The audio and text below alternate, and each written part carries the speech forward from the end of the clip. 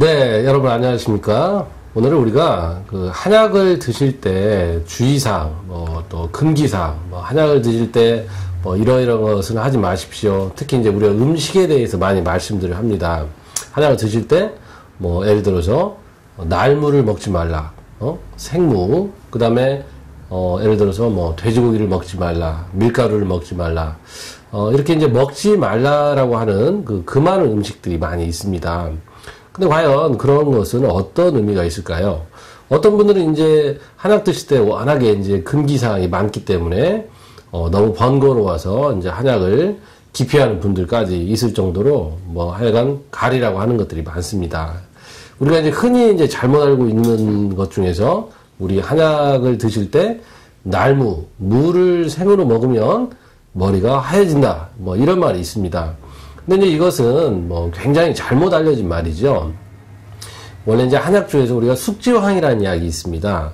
숙지황이라고 하는 약은 우리 몸에 이제 수분이나 진액, 이런 것이 좀 부족하고 마를 때, 이제 그런 쪽을 좀 보강해주는 그런 약이라고 생각하면 되는데, 그 약이, 색깔이 많이 검습니다. 그렇기 때문에 이런 이제 검은 약인데, 예를 들어서 무라고 하는 거는 굉장히 좀 더운 성질이고 열이 많은 성질이죠.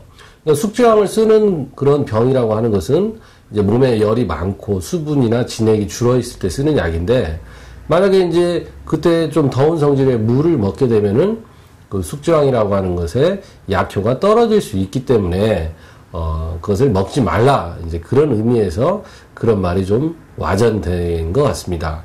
그 다음에 이제 나머지 우리가 금하라는 음식 중에서 흔히 이제 돼지고기 아니면 밀가루 이런 것들은 되게 이제 소화장애를 많이 유발을 시킵니다.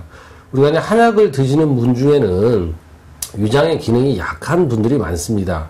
우리가 체질적으로 봤을 때는 소음이나 이런 체질이죠. 위장이 찬 사람들.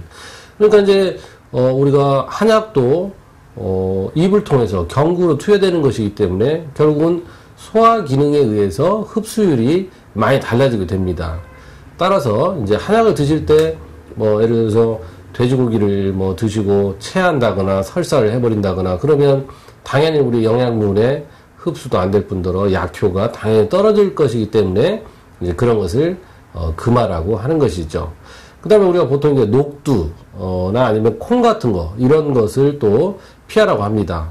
왜냐하면 이제 녹두 같은 경우도 찬 성질이기 때문에, 그 다음에 예전에 우리가 이제 녹두나 검은콩 이런 것을 해독, 이 독을 해독하는데 많이 쓰였습니다. 그렇기 때문에 우리가 독이라고 하는 거, 한약도 결국은 우리가 약이지만 어떤 하나의 특정한 성분들을 갖고 있기 때문에 그 성분이 또 너무 지나치거나 과하면 안 되고 또 그 성분을 가지고 약을 쓰는 거기 때문에 혹시라도 이제 녹두나 검은콩 이런 것이 그 성질을 약화시킬 수 있기 때문에 나온 말입니다. 하지만 우리가 각 한의원에서 처방받는 한약에 대해서 우리 한의사 선생님들이 그 한약과 녹두나 콩에 대한 그런 관계에 대해서 잘 설명을 해 주실 수 있기 때문에 그것에 맞게 드시면 되겠습니다. 오늘은 여기까지입니다. 감사합니다.